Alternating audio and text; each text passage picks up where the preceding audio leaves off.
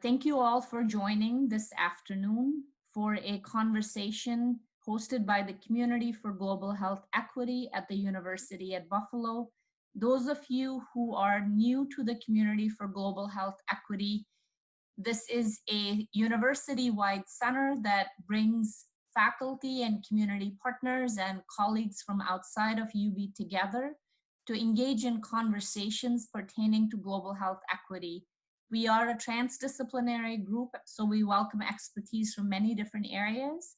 And today we are especially delighted to have with us a colleague who comes to us with expertise that is both timely and relevant for the work of Community for Global Health Equity. Today's speaker is Lauren Clay, who is trained in public health and has focused her work on disasters. Dr. Clay is a disaster scientist focusing specifically on public health impacts.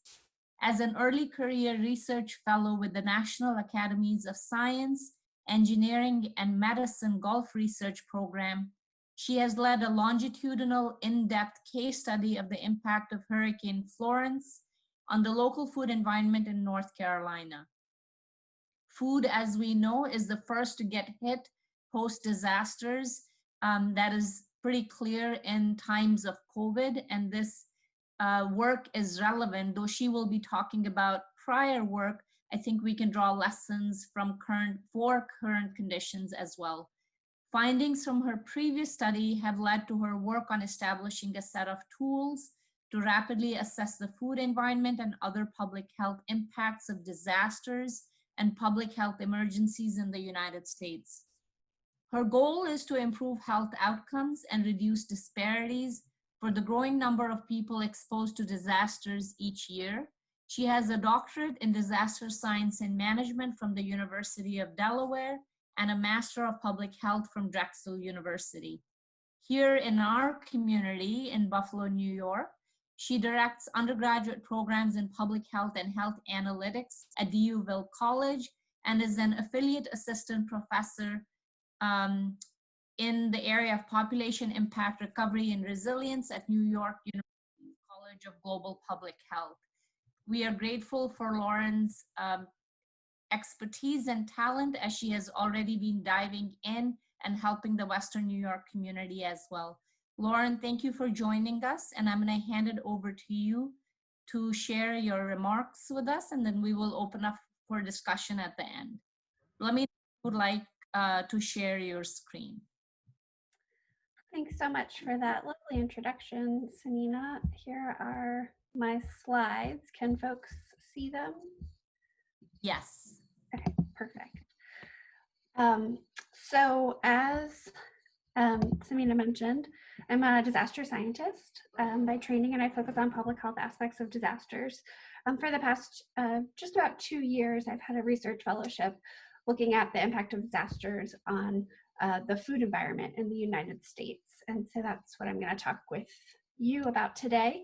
And I'll make some connections to the current pandemic with COVID-19 in our community. I'm happy to answer questions. If you want to put them in the chat box, we can circle back to those at the end, and I'll get started. So the title of the presentation is Hurricane Florence in New Bern, North Carolina, an in-depth case study of the local food environment. And this is funded by the National Academies of Science, Engineering, and Medicine Gulf Research Program.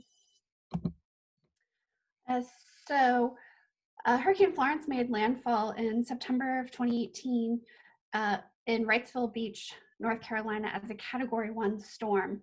The maximum wind speeds gusts were 90 miles per hour, and the storm weakened and slowly moved inland. It created record-setting storm surge and tide, as well as rainfall in North Carolina. You can see here, this is a map of Eastern North Carolina, and the white box is the geographic area that the study focuses in. It's where 2 rivers meet and spill out into the ocean.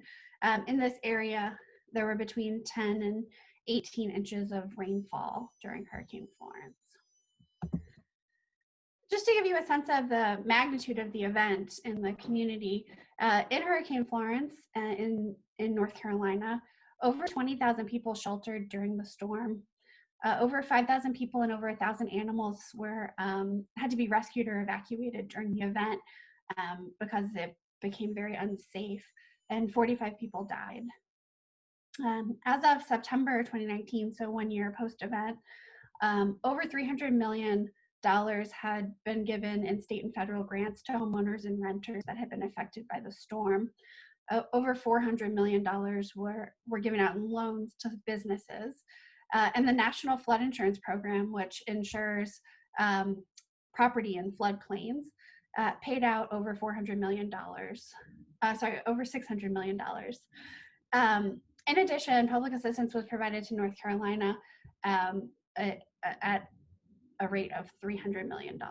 So this was a very large scale event. By comparison, in 2016, the previous hurricane that had affected this community was Hurricane Matthew. And Hurricane Matthew resulted in a National Flood Insurance Program claims of $7 million. So we're looking at a much more significant event than the community had previously experienced. So the purpose of the research study was to describe the post-disaster food environment and identify issues related to food environment disruption during the immediate response to Hurricane Florence. And we know from the food security literature that food insecurity impacts physical and mental health for children and adults. And many people are at increased risk of food insecurity who reside in rural households, who have a single adult as the head, Black and Hispanic households with children under the age of 6, and older adults. In addition, experiencing changes in your life circumstances, such as a change in your household composition or a disruption to housing stability or economic security, is also a risk factor.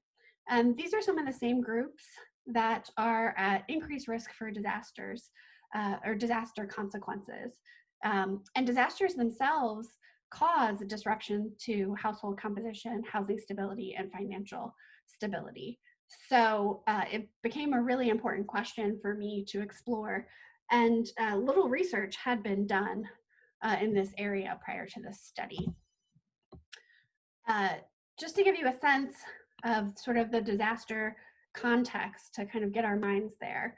A disaster happens and it causes disruption to all of the lifelines that we rely on in our everyday lives. Our transportation could be disrupted. Maybe your car flooded, or the roads are no longer safe to travel, or public transportation lines are down.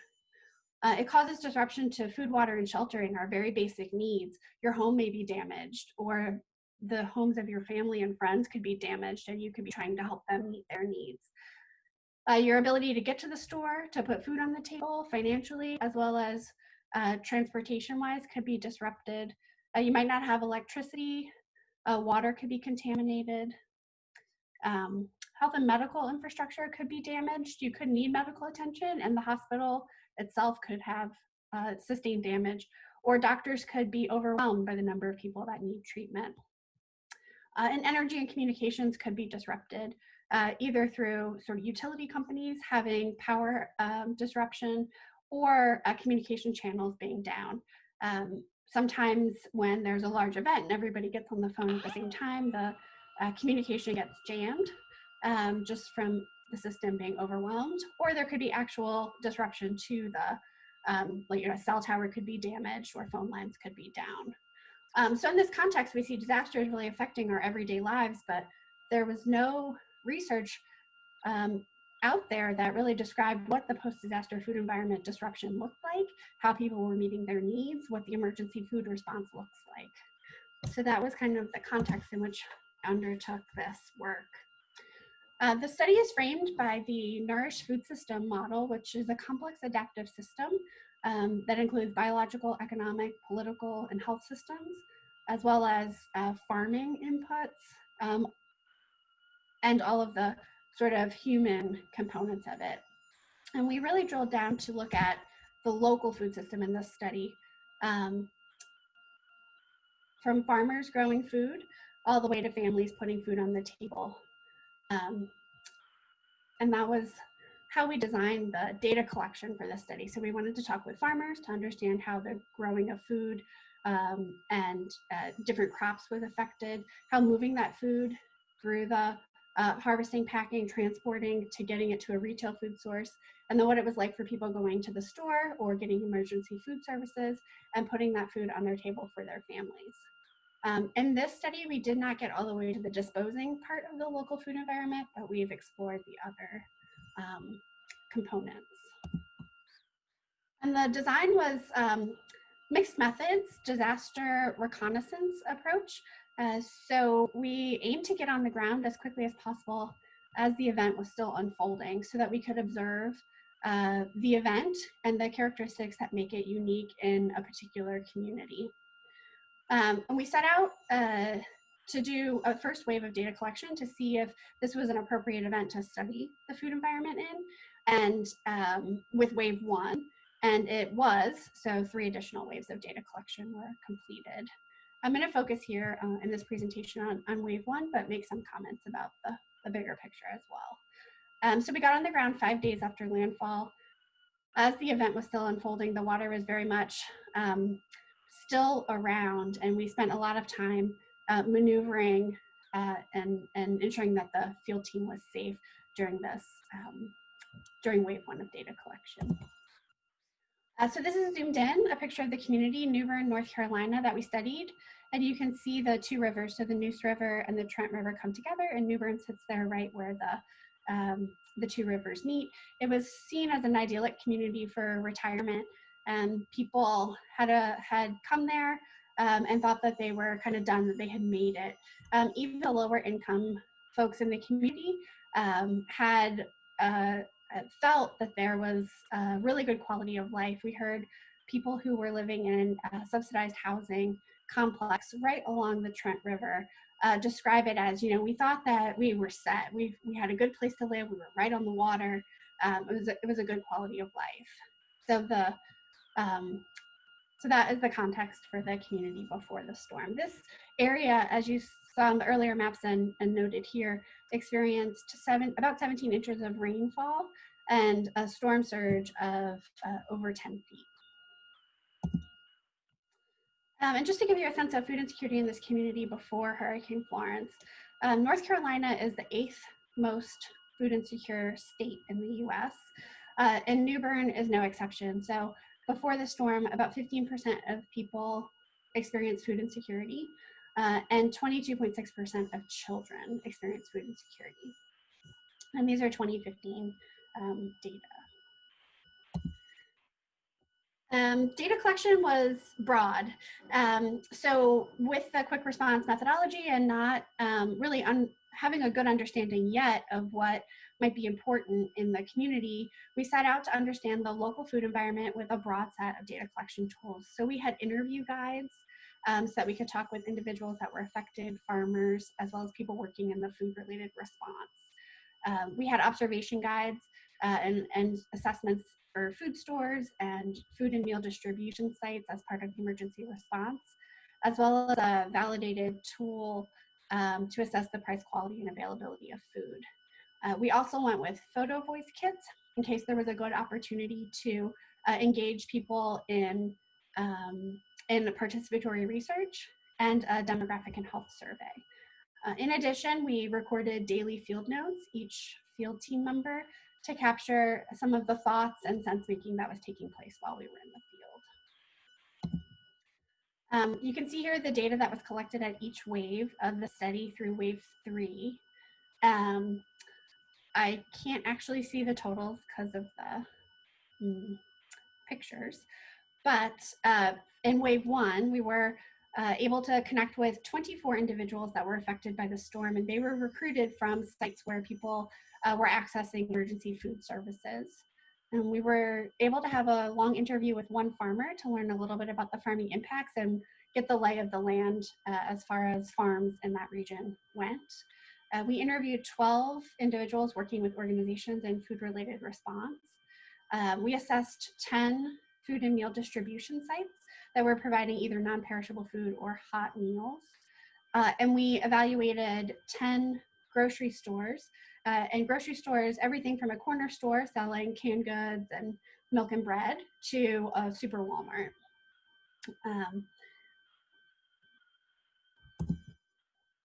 So I'll start with some results. So we're going to work through the local food environment. So we'll start with the growing and harvesting. And talking with farmers, they really described it as a race against time. The storm was coming. It seemed like it was going to hit their area, and it was at a time of year when they were harvesting lots of the primary crops that were part of their livelihood.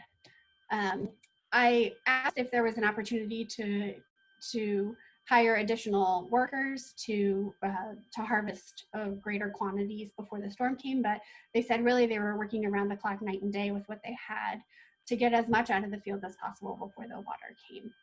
And then after the water came, it was really a waiting game. Farmers were waiting for the Farm Service Agency to announce where their crops could be put into the food chain. And they had a lot of concerns about both lost crops for the food supply, but also for the grain supply. So local livestock really relied on local grain that was in their local food environment. And so there was this trickle down concern of farmer to farmer and in that local food environment about if they couldn't get it locally, it was going to devastate their peer farmers, and they would have to get it from outside. And so the sort of the supply and demand was going to really be affected. Then moving on to transportation. We had the opportunity to spend a half day at a local John Deere retailer to learn a lot about farming equipment and storms. During that first week, they already had lost equipment loss claims coming in. And we learned that for farmers, it's a financial struggle. You lose your crops, you have all this equipment that's damaged, and that it makes sense to replace this part or that part and get it back running quickly. But that salt water is really described as a cancer that once it was in your farming equipment, even if this was broken now, it would just be a matter of time before the next thing would break. And so often it's less costly to replace the full machine rather than fix what is broken.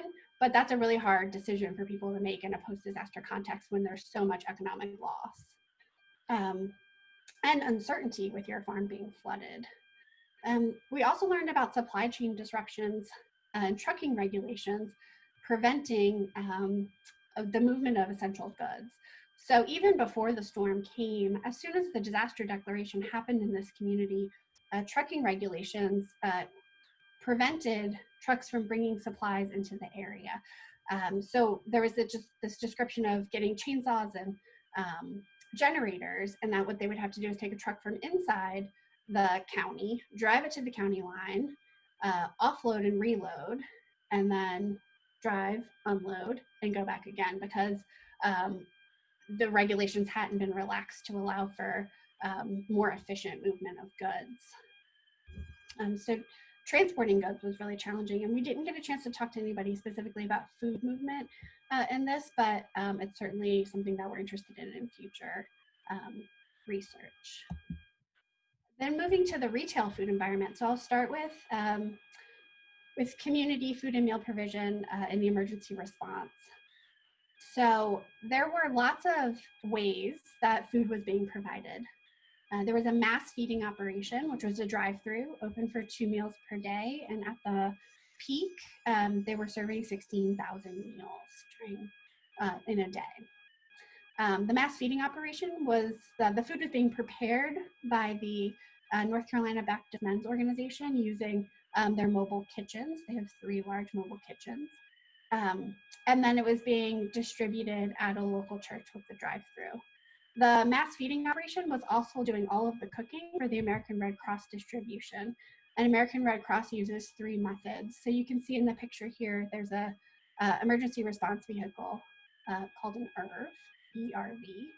And you can see the windows open there. And so inside is hot food that is plated and served out of the window, either in this way through a stand and serve. So they drive up and sort of make an announcement, and start serving, or through search and serve. So they're actually allowed to drive the vehicle around with using the little PA system to announce, come and get a hot meal, and handing it out of the window while driving, or drop off.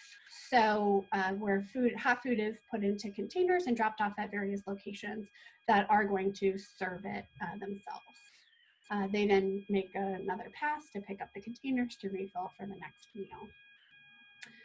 There were also lots of operations providing non-perishable food provision. So you can see the Churches of Christ Disaster Relief Effort, Inc. There's a box that feeds a family of 4 for 4 days. So there are meal kits so that all of the food in the box create 4 meals or meals for 4 days. We also saw event-based meal provision, so food trucks or cookout style, where people were invited to come and eat. That's the picture on the bottom left. And then finally, faith-based outreach. And so we did see a lot of local churches that were going out to the community to bring food, as well as some school-based operations. Here's a few more photos. So you can see the mass feeding there on the top left at Temple Baptist Church. So the tents and the people in orange are where the food is coming from, and the cars are driving through. They literally ask, how many meals do you need? Hand it through the window, load in snacks and water in the trunk, and you keep on going. So not dissimilar to some of the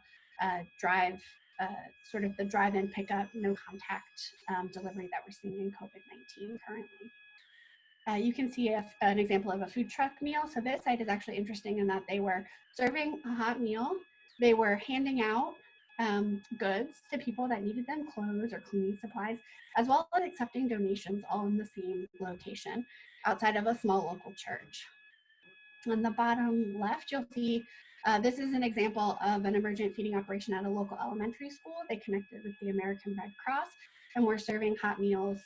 They're plating it here, and then the teachers load it into their cars and drive out into the community to deliver meals to people. This elementary school also opened an emergent food pantry that stayed open for 1 year to make sure that food needs were being met with the families of students in the school. And then finally, you'll see a pod. So this was set up in a local church that was a designated point of dispensing. A pod is a point of dispensing that is part of our emergency preparedness infrastructure in the US. And so here they were distributing water, non-perishable foods, blankets, and MREs, or meals ready to eat. And that was part of the local government response. Now moving to the retail food environment and looking at grocery stores. So as I mentioned, we assessed 10 food stores, and we actually assessed them longitudinally. So all four waves of data. We collected a market basket assessment, and we took photos to look at what availability looked like in different stores. We learned some very interesting things. So stock certainly varied by store. Smaller local stores had better stock than your big box stores. So that is a takeaway for COVID-19 as well. Before I started staying home, it certainly was the case here in Buffalo. Your smaller stores will have better stock. In a disaster context, think about your home floods. Maybe you've lost many housewares. If you had a ranch, you could have also lost much of your clothes, shoes. Your vehicle could be damaged. You could need such a range of items that going to several stores to meet all of those needs would be really exhausting. So you could see people would go to a Walmart where they could get some clothes for the kids, some clothes for the adults, housewares, cleaning supplies, groceries, all in one stop. This was definitely what we observed as far as the number of people in these establishments during the first wave of data collection. We also spoke with several people working in the stores, and stocking and ordering was a challenge. There were store closures, and so each individual store was trying to figure out how to order and manage very different purchasing behavior and shifting clientele, and a landscape of very uncertain demand. In talking with a dairy a dairy manager at a local grocery store. We heard him describe, people come in that we've never seen before, not our usual clients, and they're buying things in such large quantities. We've never seen that before. He said, someone came in and asked me if there was a 2-gallon half and half that they could buy. And he was like, we just carry like a pint. So we certainly started to see how the changes in demand were really starting to create some supply issues. So his concern was, I run the dairy section. So if I order today based on the stores that are closed and the behavior that I see today, and tomorrow another store opens, then the demand all shifts. I'm stuck with a lot of overstock and spoilage issues. And so that was a big concern for him, and trying to figure out how to stock his store. We also observed a bread shortage, and we actually weren't able to confirm until the second wave of data collection what was going on here, but you can see the pictures here are of the bread aisle at 2 different stores. And it turns out that the local bread storage facility had flooded. And this building is very interesting. If you walk inside that first garage door and turn left, on the wall there, they have markers of all of the past storms on the wall. You can still see it today. This was the first storm that came through and had breached the landing, the dock, so they couldn't load the trucks, and the building was deemed unsalvageable. It stands like this. At 1 year post-event, it still looks like this. Some of the debris has been cleared and the fence is gone, but it has not reopened. And we had a chance to interview a bread distributor and to learn more about the challenges with keeping bread in stock in the community. So this was local. It was right along the Trent River. In fact, if you look through the trees just behind the Sunbeam building, the river is there. And so this would get filled up in the morning, and they would make their runs all day throughout stores all in the community. When this flooded out, each bread distributor, and they run as independent contractors, and so it's highly consequential how much they can deliver, how much they buy each day for their household financial stability. So they were having to drive from New Bern about 55 minutes to the other side of Kinston, usually a much shorter drive, but the highway between the 2 towns was flooded out, to restock. So they were making that run several times a day, working much longer hours, burning out. So it was very hard to keep bread in stock in the community. And just to give you some other pictures of the retail food environment, on the left, at the top, you'll see the bleach aisle at Walmart. And on the right, you'll see the bleach aisle at Piggly Wiggly, same day. So this goes to show the difference between your larger store versus your local store. On the bottom, again, you'll see Walmart on the left, the milk section. And on the right, I can't remember which store it is, but it is not Walmart. Maybe Food Lion? Publix? I'm not sure. A regional grocery store as opposed to a superstore that sells groceries only as opposed to housewares, clothing,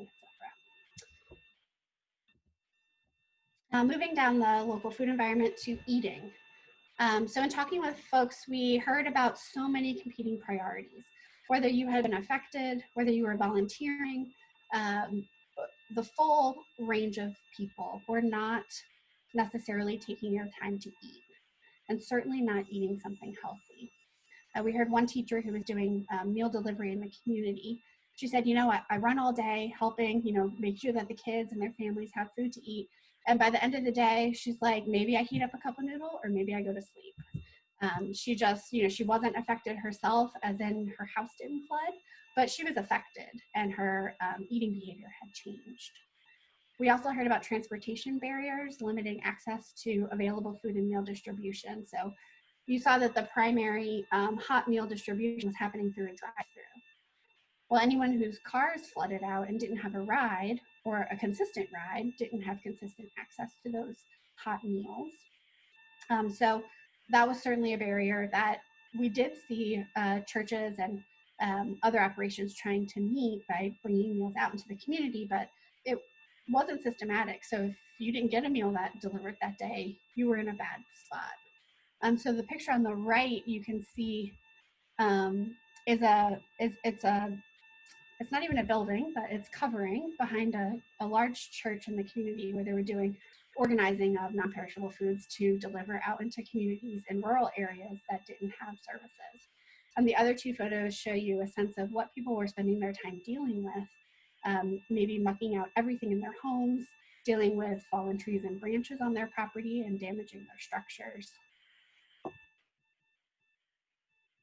And then finally, we talked with a lot of folks, and what became really clear really quickly was that food security impact on families was not something that was only affecting people who had flooded homes. We really saw the full range of experiences leading to food security concerns. We talked with one father who evacuated with his children. When he came home, his house was fine. The electricity was out, so their perishable foods in the refrigerator and freezer had spoiled. But he described, we spent all of our disposable income, everything that we had in the bank to evacuate and stay away for a week, so that when we came back, we didn't have any money to buy food. So he said that they were really relying on community feeding at that point until their next food assistance check had come.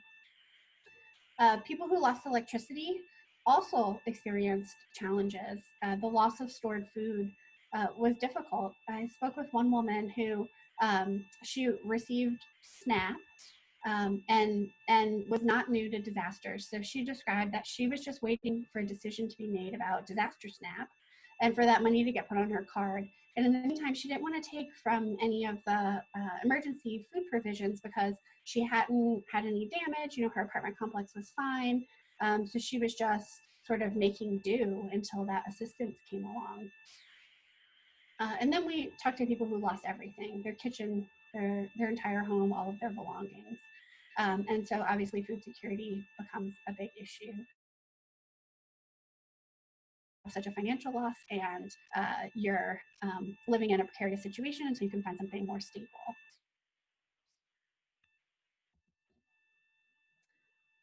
So some big takeaway messages here from this first wave of data collection that we've been exploring further in subsequent waves of data collection and are also on our minds now as we're looking at the COVID-19 response. So as I mentioned earlier, this is really the first study to document the landscape of emergency food and meal provision after a disaster in the US.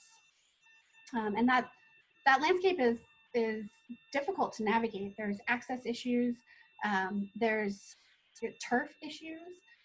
Oh, well, why are these people in the same spot giving out food? We were here first, that kind of thing. Interesting that that happens. It's very informally coordinated, and there are certainly what I like to refer to as cold spots. So the opposite of a hot spot, a spot where no food is getting. People are doing without. And I think that both of these points are really interesting thinking about COVID-19 and what we're seeing in the food landscape after, in the context of a pandemic. And looking at the food provision landscape, the emergency food system, the safety net, is heavily reliant on volunteers. We saw that in Hurricane Florence with churches, people coming together to make sure that needs are met. But in the case of COVID-19, bringing people together, groups of volunteers, different groups every day, many groups throughout the day, increases risk of transmission. And so I think that what we know and what we've observed and what is done in a natural hazard setting really needs to be evaluated for a pandemic setting and what that means for the health and well-being of people who are working to meet food needs. Another big takeaway is that food security was an issue across all different types of people with different types of impacts. So whether you evacuated or just lost electricity, but your home was structurally fine, or you lost your home, your kitchen, everything, there were impacts. And then finally, that we do see impacts across the local food system, and we've mapped that out in this study for the first time, so there's so much more that we need to understand.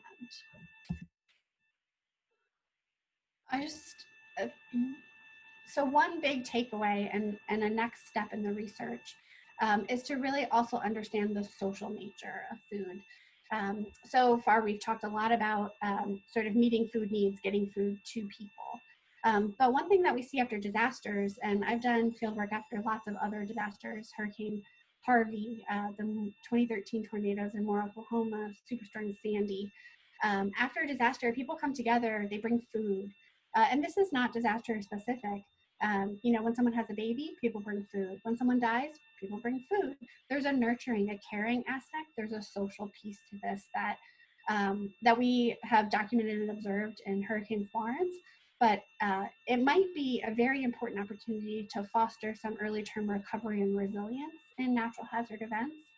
Because during that social time when people are together, they're sharing information, they're participating in assisted coping, even just being able to tell their story. There's a benefit of processing your experience in that. So that's something that we saw here and is certainly something of interest in future research. So next steps are, we are working right now to finalize a survey that's going to go out to North Carolina. It's going to focus in Eastern North Carolina. Originally, it was planned to go out at 1 year post-event, but that's when Hurricane Dorian happened. So we tabled it, we went into the field, and we talked with folks to understand what the next big event looked like in this community that was recovering from Hurricane Florence. Then end of the semester, the holidays, and all of a sudden COVID-19 starts. So now we've taken a step back, and what we're really interested in is how Hurricane Florence affected the larger state. So was what we observed in New Bern similar to what happened elsewhere? What might we be able to generalize about post-disaster food environment? But also now with this second event, we have this compounding event, and it's a very different type of event. So trying to capture some of the COVID-19 experience in a community that's recovering from disaster. And we're working on sampling so that we can talk with some folks who didn't have impacts from Florence, some that did, and then COVID-19 across both, so that we can try to start to understand a little bit the two events separately and together. And then I'm also doing some work with post-disaster assessment. So we went into the field with a team really quickly and several times over the first year. And we collected qualitative and quantitative data. And we used a lot of questions and surveys and instruments that are not designed specifically for a post-disaster environment. And so now we're working on establishing some assessment tools that would enable communities to plan for hazard disruption as well as recover. And so that work is underway and has been propelled forward rapidly with COVID-19. I'm now leading a working group of public health and social scientists to look at COVID-19 specifically. We've got lots of surveys that are in the field across research teams in the US. So we're doing some synthesis work to understand what's being asked, maybe what we're missing to try to understand, to try to fully understand the post-disaster food environment disruption. The research reported here is supported by the Gulf Research Program, but the content is solely my responsibility. And I would like to give a special thanks to the research teams for waves of data collection. Altogether, probably 20 people were in the field. Here's a few of them with the Publix bear. So New Bern has bears all over the community. Different organizations have dressed him up. This is a grocery store version. And they have just been phenomenal, mobilizing quickly and working in really challenging situations, talking with people all day who are coping with really difficult things. So I appreciate their time and effort. And now we can have some discussion and take questions.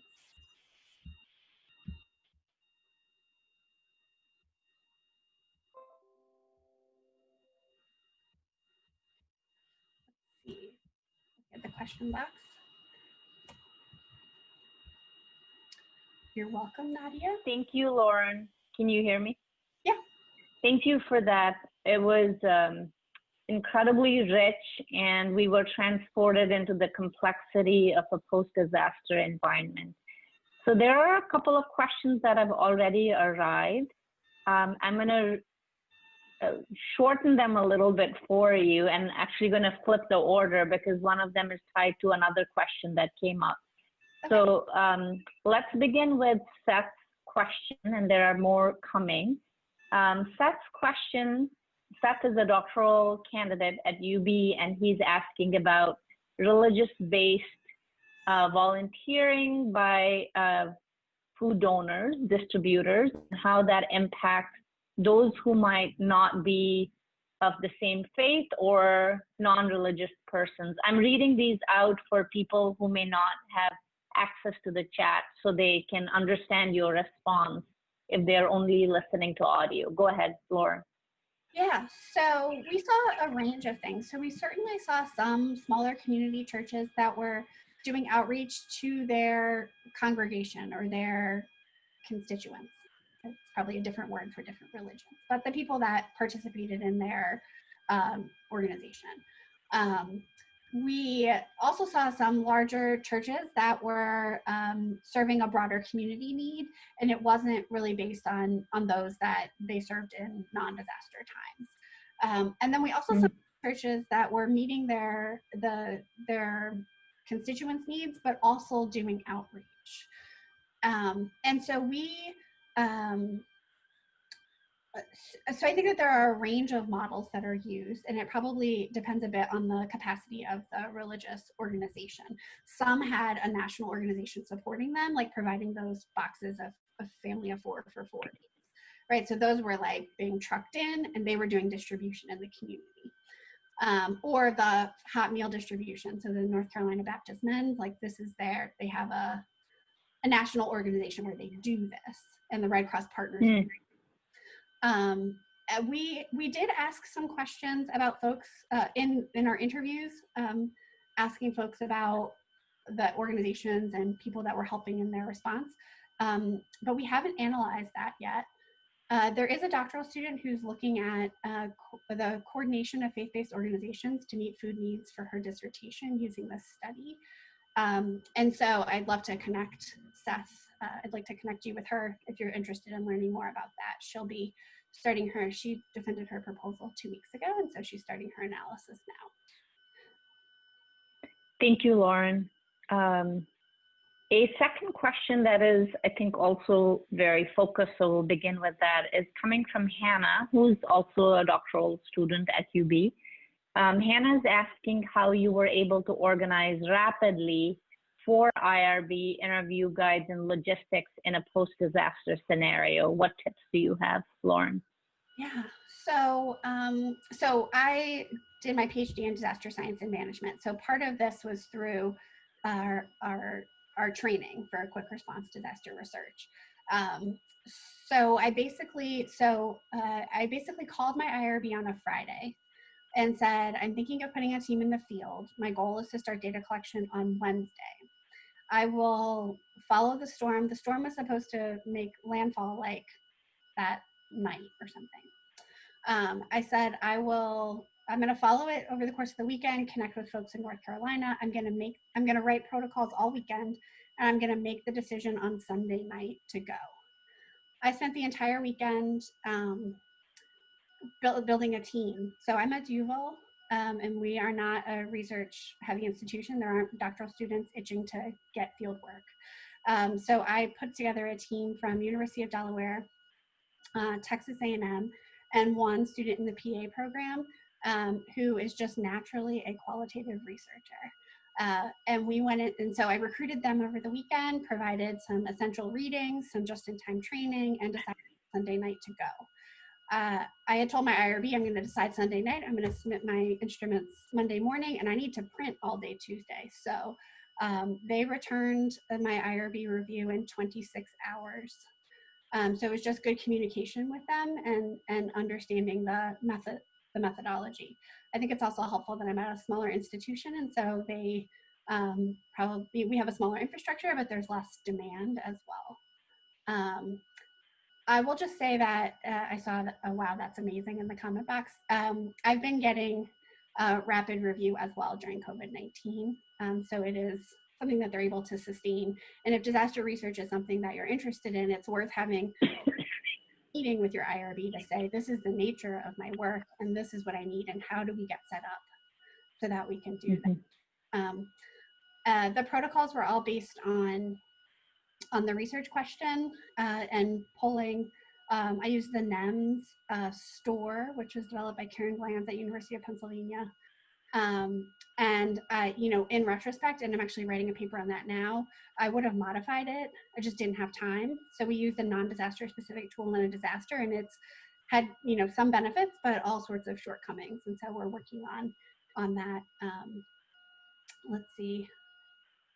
I think there's a second question also from Hannah, which is about the ethics of disaster research.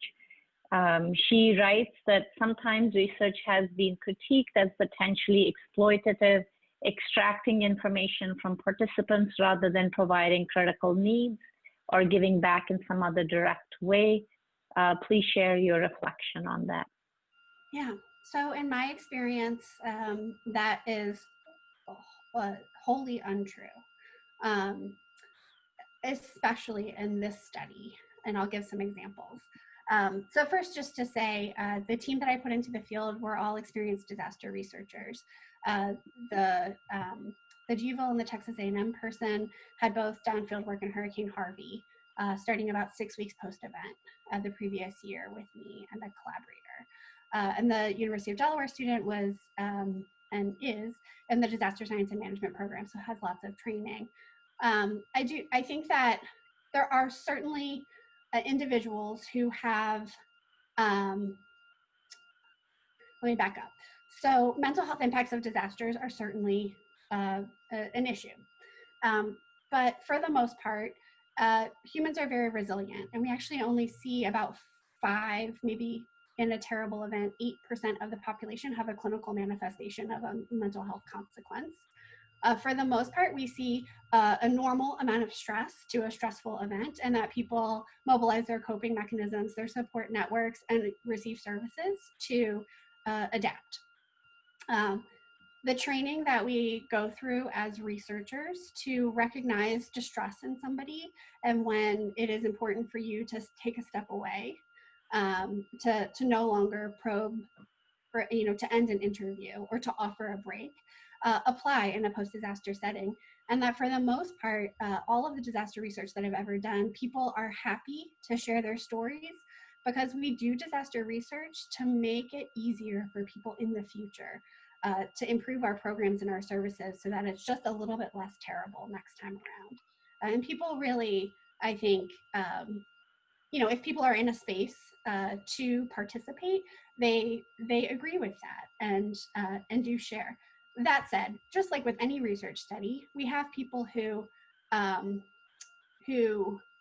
are angry, right? And so they want to yell, and it has nothing to do with you or your invitation to participate in the research. And so you're trained, you listen, you validate, you thank them, you walk away.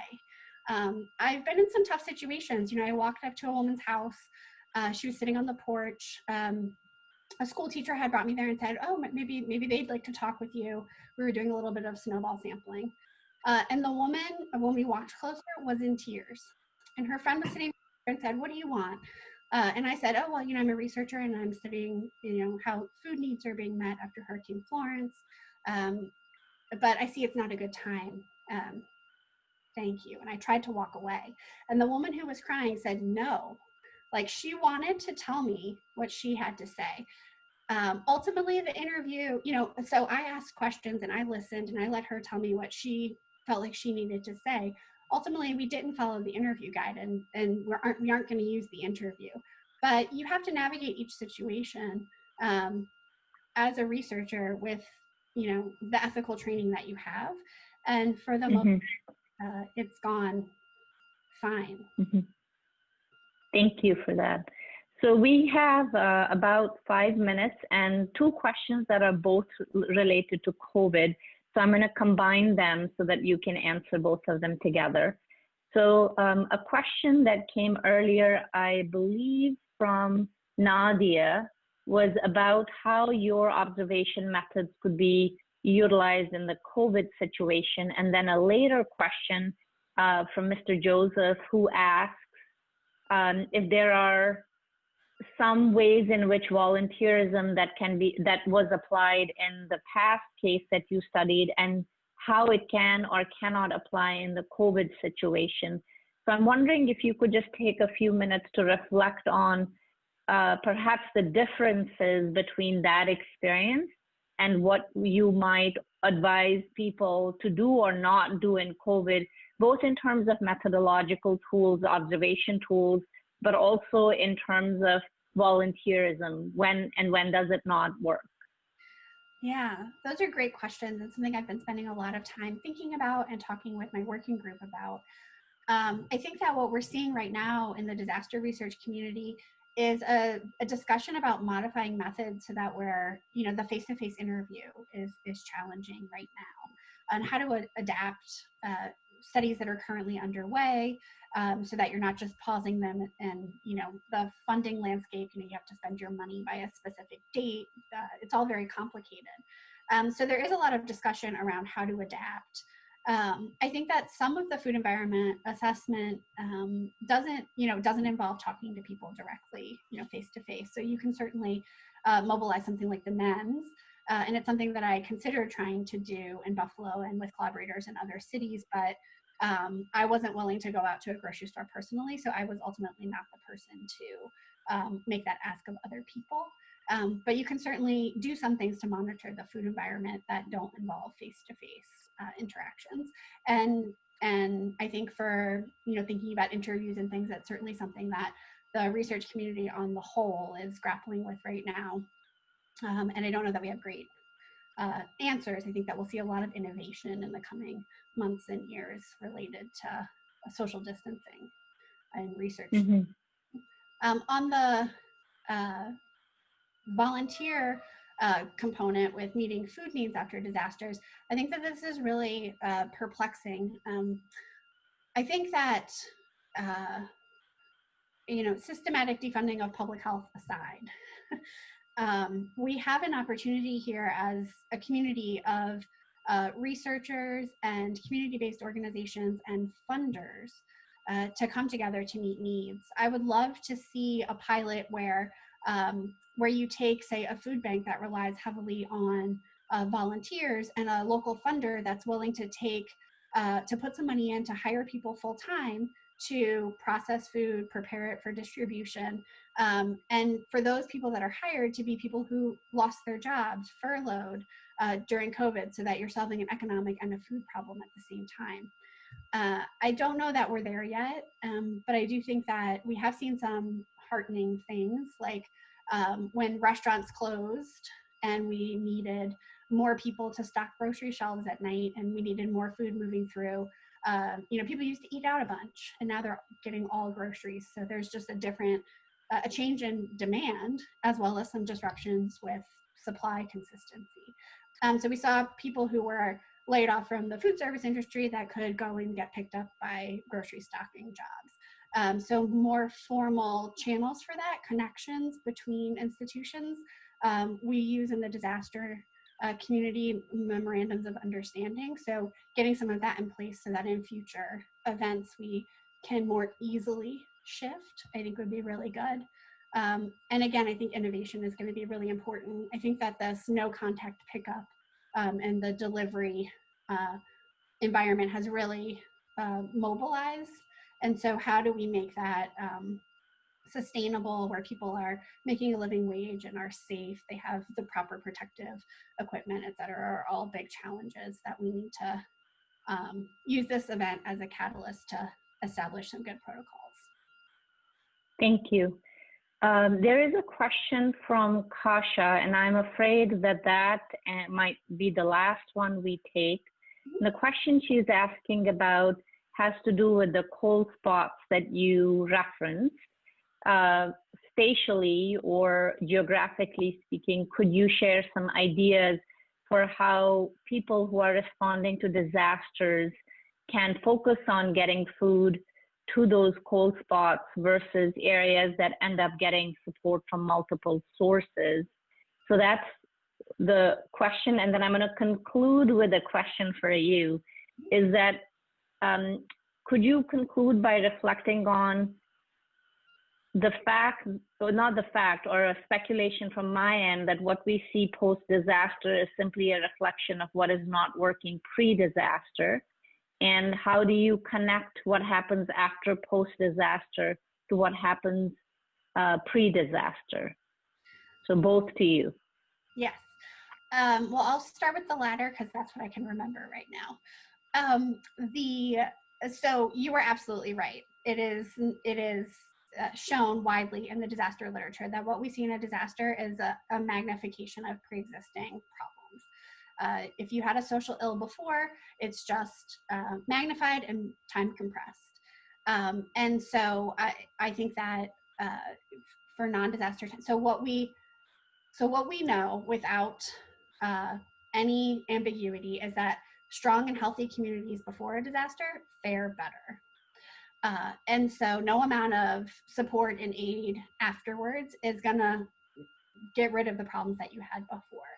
So I think for a non-disaster setting, you wanna build strong community institutions. You wanna make sure that disparities are addressed. You wanna make sure that people have what they need on the day-to-day if you want them to fare well when faced with a disruption.